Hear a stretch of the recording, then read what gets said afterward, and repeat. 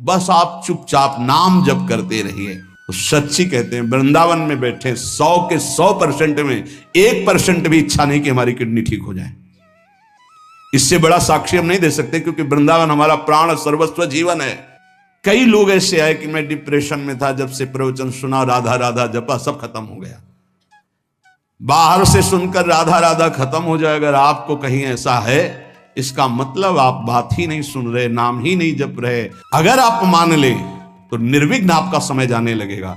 24 घंटे में एक बार आपकी कुटिया में ताली या मंजीरा बजना चाहिए और जोर से नाम होना चाहिए, राधा राधा या राधा वल्लभ श्री हरिवंश, या जो और अन्य उपासना वाले हैं अपने उपास्य देव का नाम कीर्तन। नाम का विस्मरण होना मृत्यु समझे उपासक। नाम को पकड़ लीजिए। कह रहे अवशेषानाप यन्नाम कीर्तते सर्व पातकै, कोई भी अपराध कोई भी पाप नहीं बचेगा, नाम सबका नाश कर देगा। बस जपते रहिए। जैसे सिंह के सामने दहाड़ में न हिरन टिकता है न कोई भेड़िया टिकता है, सब भागते नजर आते हैं, ऐसे ही राधा राधा राधा तो अपराध पाप दुर्वासना सब भाग जाती है हृदय से, हृदय निर्मल हो जाता है। पर निरंतर दीर्घ काल, श्री पातंजलि जी कह रहे सातु दीर्घ काल निरंतर सत्कार सेवितो दृढ़ भूमि, आदर सहित दीर्घ काल तक निरंतर जपा जाए। यदि कहीं भावपूर्वक नाम जपा जाए तो बहुत जल्दी नाम का प्रकाश हो जाए। पर भावनाओं तो चिंता मत करना, भाव कुभाव अनखालशहु नाम जपत मंगल दिस दसहु। पर यहां कह रहे हैं यदि भावपूर्वक जपा जाए तो आंसू निकलने लगेंगे, राधा राधा राधा, और रोने का मन होगा। असल आपसे पूछा जाए क्यों रो रहे हैं तो आपके पास कोई उत्तर नहीं होगा कि मुझे कुछ याद आ रहा है या किसी या कुछ नहीं, आप उत्तर नहीं दे पाएंगे, बस आंसू चल रहे हैं। सर्वोत्तम साधना नाम की, जैसे धातु को शुद्ध करने के लिए अग्नि में डाला जाता है, जलाकर मल रहित कर देती है, ऐसे नाम से एक अग्नि पैदा होती है, साधक उसको सहे। जब अग्नि जैसे होती तो ताप होता है, ऐसे नाम जपने से हृदय में एक जलन पैदा होगी जो तुम्हारी दुर्वासनाएं छुपी हुई उनको भस्म करेगी। उस समय आप विचलित मत होइएगा, गंभीर धैर्य पूर्वक उस ताप को सह लीजिएगा। विश्वास कीजिए अनंत जन्मों की जलन मिट जाएगी अगर सह गए। अगर मनुष्य नाम के बल से इस जलन को सह जाए तो फिर नरक यंत्रणा, मां के गर्भ में जाना, ये सब खत्म हो जाएगा। देखो हम बड़े बड़े कष्ट सहने के लिए तैयार हो जाते हैं जब हमें पता हो जाता है कि अब हमको ऑपरेशन करवाना ही पड़ेगा। अब फिर राजी हो जाते हैं, पैसा दे देते हैं, दस्तखत कर देते हैं कि यदि हम मर जाएं तो आपका कोई दोष नहीं। क्यों? अब वो पीड़ा हटानी है। हो सकता है महीनों बिस्तर में हमें, हो सकता है इन्फेक्शन भी हो जाए, परेशान, पर ऑपरेशन करना ही पड़ेगा। ऐसे ही मान लीजिए अब ये ऑपरेशन करना ही पड़ेगा। जन्म जन्मांतरों से हमारा भव रोग बढ़ चुका है, अब ऑपरेशन के लिए तैयार हो जाइए। ऑपरेशन के लिए तैयार क्या होता है? चीड़ा फाड़ा जो लगेगा, सुन्न का सुई लगेगा, बड़ा कष्ट सहना पड़ेगा, महीनों बिस्तर में पड़े रहना पड़ेगा, पर हम वो करेंगे अब, क्योंकि इस रोग से निवृत्त होना है। ऐसे ही हमको विकारों से जलना पड़ेगा, हमको प्रियजनों की भावनाओं से बचना पड़ेगा, हमको अपनी प्रिय भावनाओं से बचना पड़ेगा, हमको अकेला अकेला पूरे विश्व से युद्ध करना पड़ेगा, तब भव समुद्र से पार होता है। भव रोग से क्या अकेला? इस मार्ग में कोई किसी का सहयोगी नहीं होता, पक्का समझना। आपको स्वयं लड़ना होगा, क्योंकि अंदर का विषय होता है। बाहर तो हजारों लोग मित्र हैं, लेकिन मेरी अंदर की सामर्थ्य हमको बचाएगी। बाहर की सामर्थ्य जन समुदाय की नहीं बचाएगी। हमारे अंदर कोई वृत्ति आ रही हो, अंदर का भजन बचाएगा, बाहर का नहीं। एक एक वृत्ति आपको सुधारनी, आपको लड़ना होगा। पर आप अगर निश्चय कर ले तो आप लड़ सकते हैं, क्योंकि आप हरि के अंश हैं, आप में सब सामर्थ्य है। देखो लगता है कि एक सुई लगती है तो लगता है हम नहीं सह पाएंगे, भारी से भारी जब कष्ट आए तो सब कोई सह जाता है।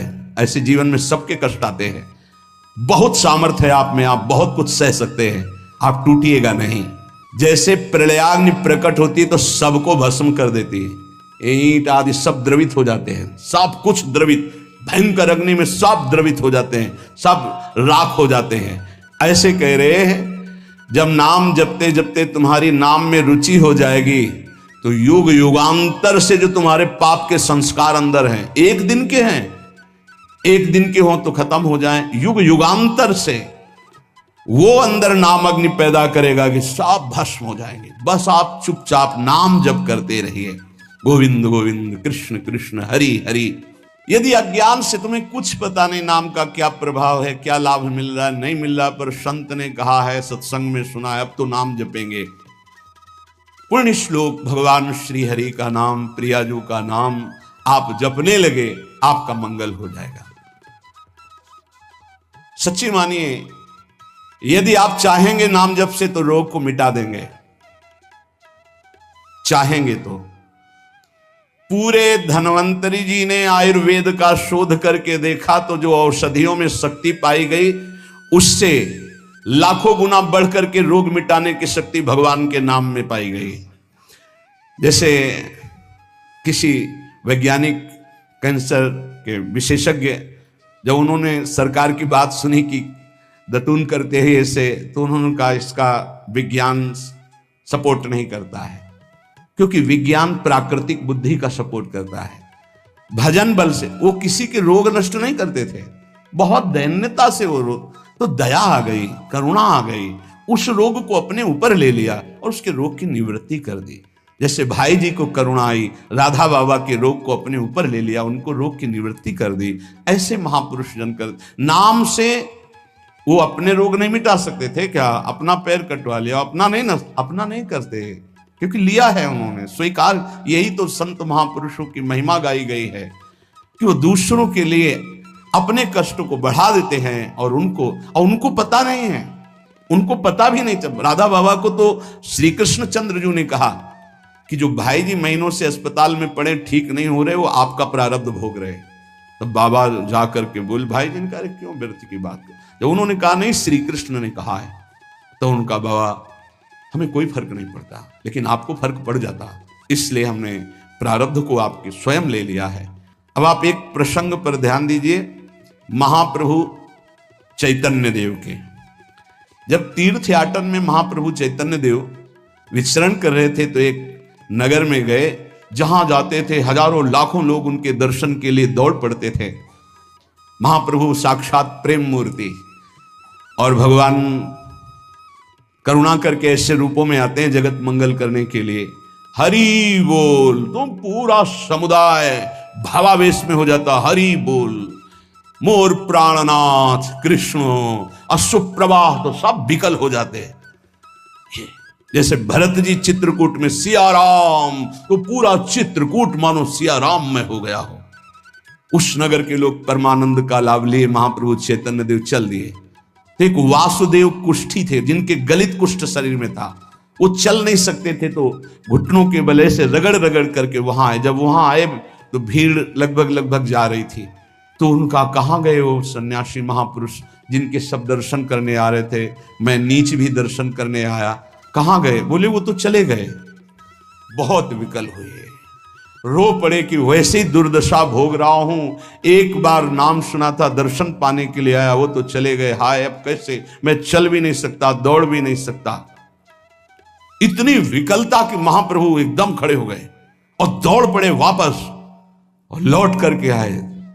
ओ जे देखा सामने गौर वर्ण गौरांग महाप्रभु, चिल्ला कर रो पड़े, अरे करुणा में प्रभु। बोले सिर्फ आपके लिए आया हूं, सिर्फ आप। अब आप देखिए, महाप्रभु ने पकड़कर खड़ा किया, वो रो रहा, छुओ मत, मेरे शरीर में पीप है, दुर्गंध है, प्रभु मैं नीच हूं, छूने लायक नहीं। प्रभु ने खड़ा किया और ऐसे जीव ही गले से लगाया, वो तो चीख पड़ा, प्रभु आपके इस परम पावन देह के स्पर्श लायक ये देह नहीं, नाथ आपके शरीर में पीप लग जाएगी।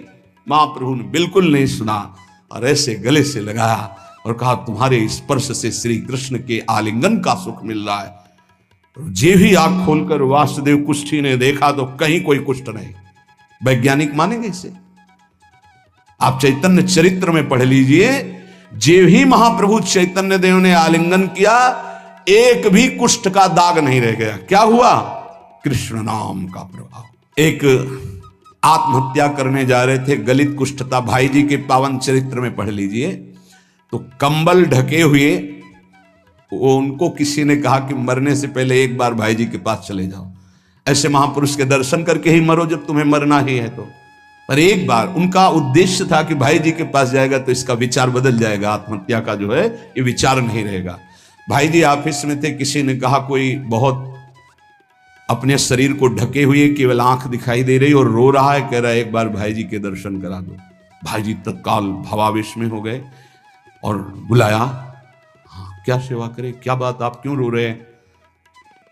उन्होंने कहा कि प्रभु मैं बहुत पापी और नीच हूं।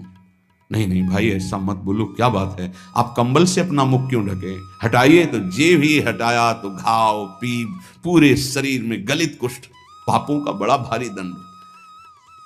सहम गए देखकर भाई जी।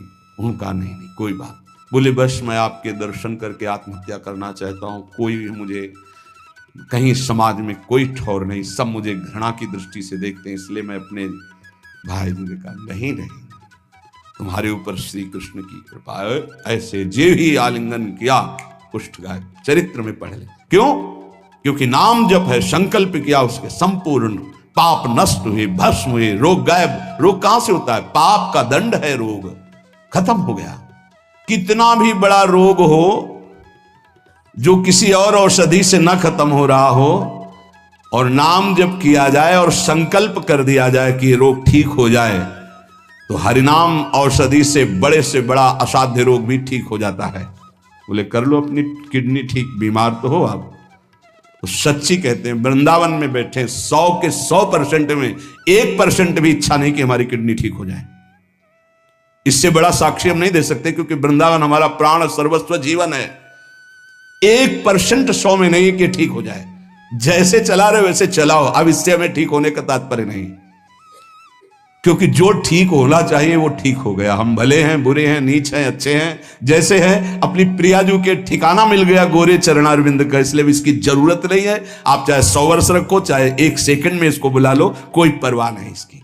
100 गोपाल शास्त्र नाम का रोज पाठ करते थे, गिरिराज जी की परिक्रमा करते थे, पूरा जीवन हो गया था। और पैरालिस आदेश शरीर में उनके हो गया, लकवा जिसे कहते हैं, लकवा ही तो कहते हैं हिंदी भाषा। तो हरि बाबा, पूज्य उड़िया बाबा, ये सब जानते थे, इतने बड़े महापुरुष थे। उनके पास गए और कहा बाबा काहे को लीला कर रहे हो? अगर आप संकल्प करो तो पूरे भारत का पैरालिस ठीक हो जाएगा, आप अपने क्यों असमर्थ होकर पड़े हुए हो? तो उनका बाबा विनोद क्यों करते हो? क्या मच्छर मारने के लिए ब्रह्मास्त्र का प्रयोग किया जाता है? अरे ये शरीर छूटेगा आज नहीं तो कल, इसके लिए भगवान नाम और भजन का प्रयोग करें। नहीं, बाबा मुस्कुरा दिए। पर शास्त्रीय सिद्धांत, यदि आप औषधि से भी नहीं ठीक हो रहे हैं, नाम जप कीजिए और संकल्प कीजिए कि ये रोग ठीक हो जाए। पक्का ठीक हो जाएगा जब उस पाप की नष्ट करने योग्य आपका भजन बन जाएगा, पक्का ठीक हो जाएगा। जिनके स्मरण और नाम कीर्तन से संपूर्ण मानसिक चिंताएं, शारीरिक रोग और भी व्याधियां, वो सब नष्ट हो जाएंगी नाम से। मानसिक चिंताएं, कई लोग ऐसे आए कि मैं डिप्रेशन में था, जब से प्रवचन सुना, राधा राधा जपा, सब खत्म हो गया। बाहर से सुनकर राधा राधा खत्म हो जाए, अगर आपको कहीं ऐसा है, इसका मतलब आप बात ही नहीं सुन रहे, नाम ही नहीं जप रहे। अरे नाचने का मन होता है। आधयो व्याधयो यस्य स्मरण नाम कीर्तनात्, कोई भी मानसिक या शारीरिक कष्ट उसे व्यापता ही नहीं जो नाम जप कर रहा है। सच्ची मानिए, आप पकड़िए, इस बात को पकड़िए, नाम जप से सब कुछ ठीक हो। एक बहुत डिप्रेशन में यहीं आए हुए थे, उनको हमने बताया सबके जूते साफ करो, यहां सबकी पादुका साफ करो, वाणी पाठ में बैठो और पाओ श्री जी की जूठन, ठीक हो जाओ। ये कोई आशीर्वाद नहीं था, ये पाप नष्ट करने की प्रक्रिया थी। जब आप सबकी पादुका साफ करोगे तो आपके सारे पाप नष्ट हो जाएंगे। पर देहाभिमान प्रबल, पादुका हम सबकी, ये बहुत बड़ी बात है। बड़े सौभाग्यशाली जिनको ये रहस्य पता चल जाए कि सब संतों के बाथरूम साफ करने का अवसर मिले, पादुका साफ करने का अवसर मिले, जूठन फेंकने का अवसर मिले, तो अहो भाग्य, जीत गए आप इस माया पर। पर यह बात सबकी समझ में नहीं आएगी, क्योंकि अभिमान नष्ट होता है। जिस समय आप दूसरों की पादुका साफ करेंगे, उस समय आपके पाप और अभिमान दोनों का नाश हो जाएगा। पर ये बहुत कठिन बात है, बहुत कठिन बात है। सब लोग खड़े हैं और आप उनकी पादुकाएं, और कोई कठिन बात नहीं। आप गुरुद्वारा जो साहब कहते हो, वहां चाहे आप जितने बड़े पदाधिकारी हो, वहां अगर सेवक हो तो वहां पहले जोरी सेवा मिलती, पादुका की सेवा करो। और सब करते हैं। सर्वरोगोपशमनम सर्वोपद्रव नाशनम शांतिदम सर्वरिष्टानाम हरे नामानुकीर्तनम। गंगा के किनारे पूज्य हरि बाबा विचरण कर रहे थे तो 10 गांव के लोग एकत्रित होकर आए और कहा, बाबा गंगा जी जब बढ़ती तो पूरा हाहाकार मच जाता है, हमारे खेत बह जाते हैं, गांव पूरा जीना मुश्किल हो जाता है। ना कोई इस बात को समझ पा रहा है और ना हम में कोई सामर्थ्य है। बाबा कृपा करो, आपके पास तो बहुत लोग आते रहते हैं। हरि बाबा विश्व प्रसिद्ध महापुरुष थे, उड़िया बाबा सदैव साथ रहते थे। अनूप शहर। हरि बाबा ने सबकी करुण पुकार सुनी तो बाबा ने कहा, हाँ हमारे पास एक बहुत बड़ा पावर है, नाम। सुनो, सबको साथ देना पड़ेगा। क्या? बोले बालू का बांध बांधेंगे। हमारे पास पैसा नहीं, हमारा कोई सहयोग नहीं, तो हम बालू का बांध। तो बोले बालू का बांध गंगा जी? बोले जहां नाम जप करके तसला रख दोगे बालू का, गंगा जी चाहे जितनी बाढ़ है उसको काट नहीं सकती। तो जानते हो अब तो बहुत बड़ा बांध बना हुआ है, उसको हरि बाबा बांध से ही कहते हैं, हरि बाबा के नाम से ही बांध। पर बाबा ने पहला बांध जानते हो काहे को बनवाया? बालू का। भर भर के बालू, नाम उच्चारण हो रहा है, हरे कृष्ण हरे कृष्ण, बाबा यह कीर्तन करवाते थे। और ऐसे तसला फावड़े में भरा जा रहा है, कृष्ण कृष्ण कृष्ण, और रखा जाता कृष्ण। बोले गंगा जी की सामर्थ्य नहीं कि काट दें। ऐसा ही हुआ, गंगा जी बहुत बढ़ी पर दिशा बदल दी, बांध का स्पर्श ही नहीं हुआ। और आगे चलकर जब पता चला कि बाबा ने ऐसा बांध, तो फिर सब मिलकर सरकार ने भी बहुत सुंदर बांध बना हुआ है और वहां आज भी कीर्तन अखंड चलता रहता है। बहुत बड़े बड़े महापुरुष वहां बैठ करके साधन भजन भी किए। हरि बाबा उड़िया बाबा जब थे तो भाई जी महाराज, बड़े बड़े संत जाकर वहां सत्संग करते थे। नाम का प्रभाव गंगा जी ने नहीं स्पर्श किया, उस बांध को जो बालू का बांध दिया गया। आप समझते क्या? नाम में अपार। कैसे कोई वैज्ञानिक मानेगा इस बात को कि ये नाम का प्रभाव? रोज नाम कीर्तन में वर्षों से एक भक्त जाते थे। बाबा ने पूछा, देखो अगर संत किसी को पूछते हैं तो आप ये समझ लो कि आपके जन्म जन्मांतरों के सुकृत सफल हो गए कि आप उनकी स्मृति में हैं। वैसे तो दृष्टि नहीं जाती, पर सब जब जहां अपनापन हो जाता है दृष्टि, वो भगत नहीं दिखाई दे रहे तो उनका प्रभु तो आज ही पधार गए बिना कीर्तन के। ये कोई 200-400 वर्ष नहीं हुए हरि बाबा को गए, भी बहुत 60-70 वर्ष हुए होंगे। उड़िया बाबा, हरि बाबा, भाई जी सब एक समकालीन महापुरुष है। उनका बाबा, उनका तो विमान बन रहा है, वो तो दाह संस्कार के लिए ले जाएंगे। बोले नहीं, पहले विमान यहां लाओ। बाबा घंटा बजा करके बोलते, हरि बोल। मारा घंटा में ध्वनि हरि बोल का, विमान की रस्सी खोल दो। 2-4 बार घंटा जे भी बजा उठ के बैठ गया। बोले कीर्तन के बिना कैसे जा रहे हो? अब आप ये वैज्ञानिक कोई मानेगा? ऐसा कैसे हो सकता है? अरे कर तुम अकर तुम अन्यथा कर तुम, जहां सुई का धागा नहीं जाता वहां से अनंत ब्रह्मांड पार कर दे, उसे परमात्मा कहते, उसे भगवान कहते हैं। कीर्तन हुआ, बोले अब जाओ हमारे हरि के पास। तत्काल मुरझाई, शरीर छूटा, विमान पे चिता। ये हजारों की भीड़ के बीच में हुआ, कोई अकेले एकांत में नहीं हुआ।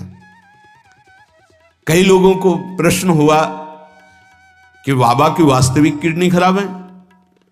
किडनी के मरीज नहीं है, शरीर किडनी का मरीज है। लेकिन जब हम होते हैं तब किडनी के मरीज नहीं होते, और जब किडनी के मरीज होते तो हम नहीं होते। ध्यान रखना। अब ये तुम समझ पाओ तो समझ लो। इस समय हम मरीज नहीं हैं, इस समय डॉक्टर हैं हम। अभी जब इससे उतरेंगे तो मरीज हो जाएंगे, पकड़ लेंगे लोग, वहां खड़े करेंगे। ऐसे बैठे रहना, चलता रहेगा। ये केवल राधा नाम का प्रभाव समझो। ये केवल राधा प्रताप है, श्री जी का प्रताप है। ये नाम प्रताप है। जब साधु नहीं रहता ना तो उसकी जीवनी में लिखा जाता है तो बोले अच्छा ऐसा था, और जब सामने है तब समझ में नहीं आता, माया समझने नहीं देती।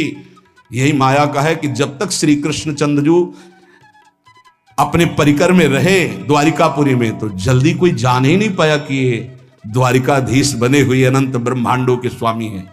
पक्का ऐसे भगवान और भक्तों की लीलाएं होती हैं। सच्ची कह रहा हूं, ये हमारी कोई महिमा नहीं, ये राधा प्रताप है कि कैसी भी परिस्थिति हो ये जस गवाना ये उनके प्रताप से हो। कौन सा ऐसा सर्व रोगापशमनम सर्वोपद्रवनाशनम शांति प्रदम सर्वरिष्टानाम हरिर नामानुकीर्तनम।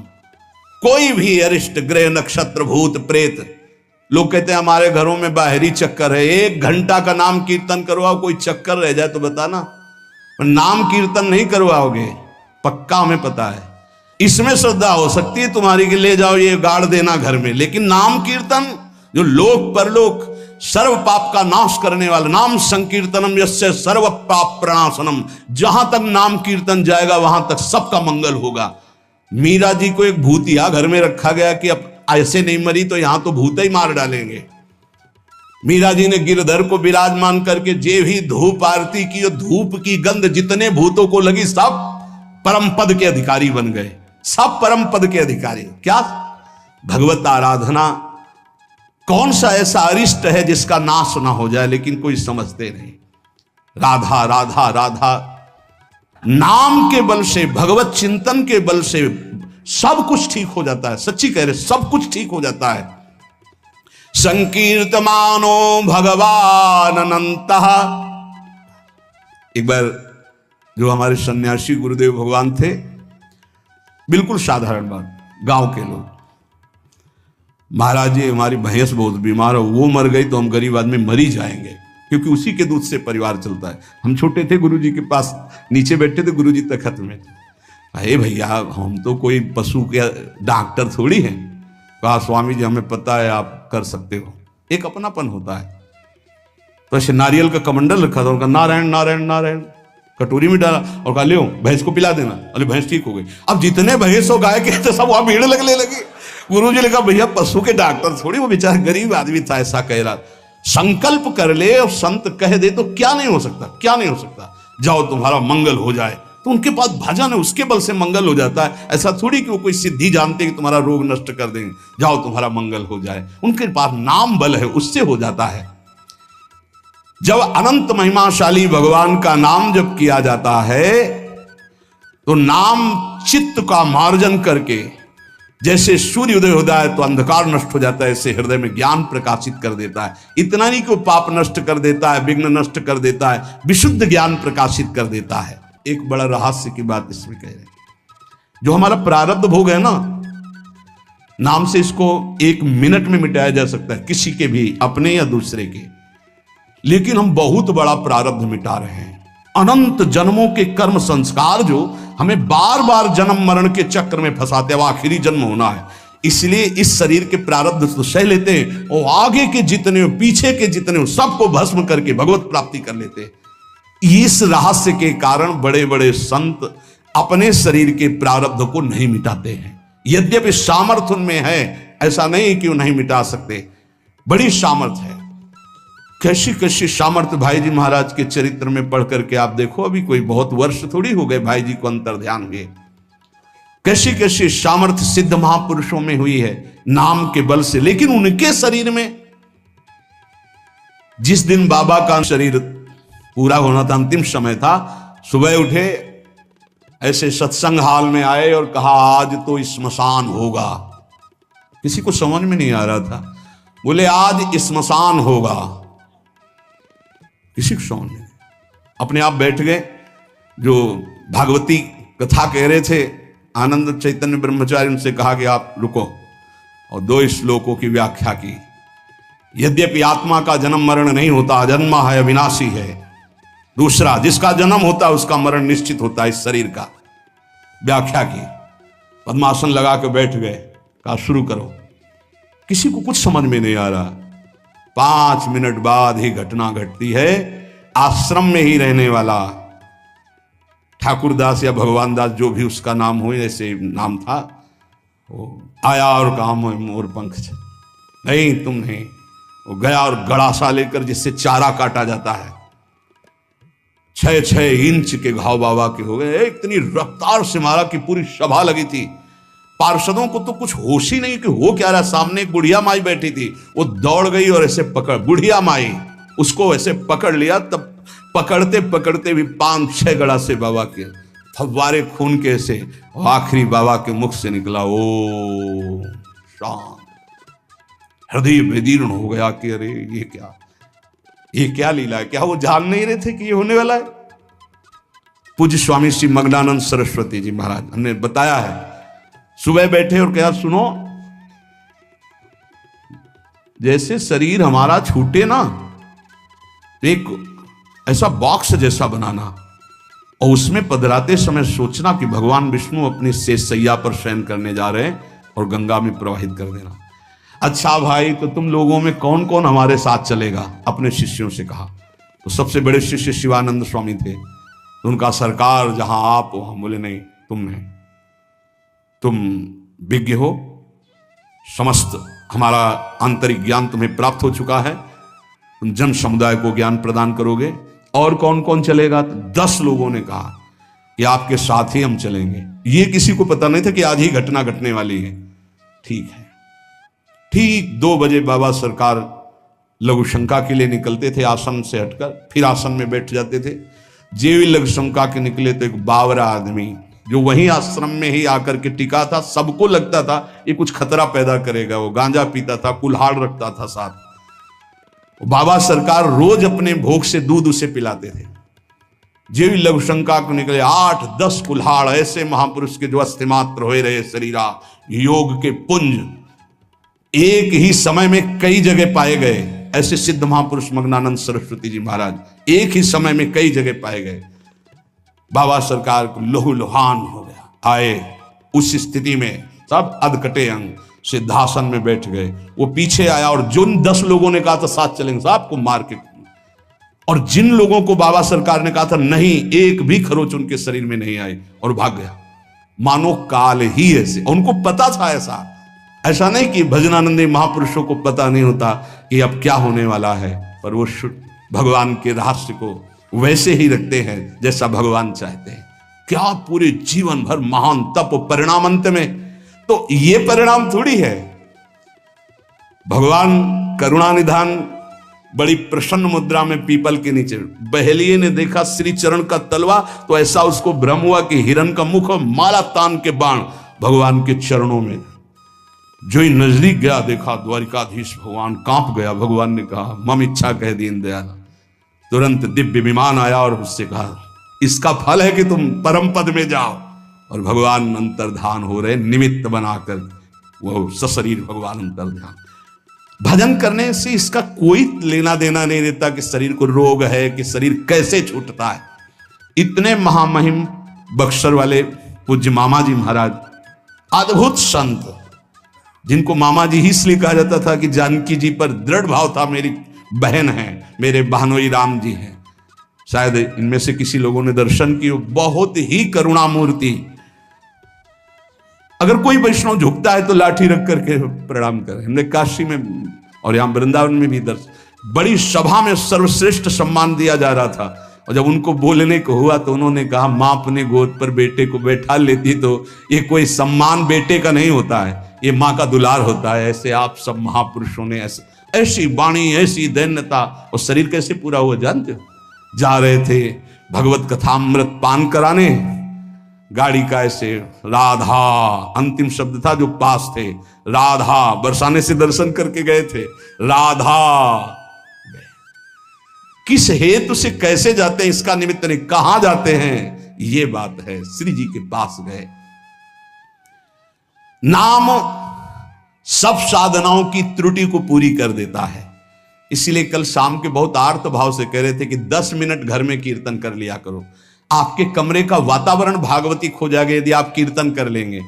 पर सुन लीजिए हमारी बात, माइक से कह रहे हैं तो भी नहीं सुनाई दे रहा है, नहीं सुनाई दे रहा है, इसका मतलब आप कर नहीं रहे। अगर करते हैं तो सुन रहे हैं आप। 10 मिनट आप चाहे गृहस्थ हो चाहे विरक्त हो, 10 मिनट कीर्तन कर लीजिए, आपकी कुटिया का वातावरण भागवतिक हो जाएगा, कोई आपको मानसिक विघ्न नहीं होगा। 10 मिनट कीर्तन कीजिए। अगर आप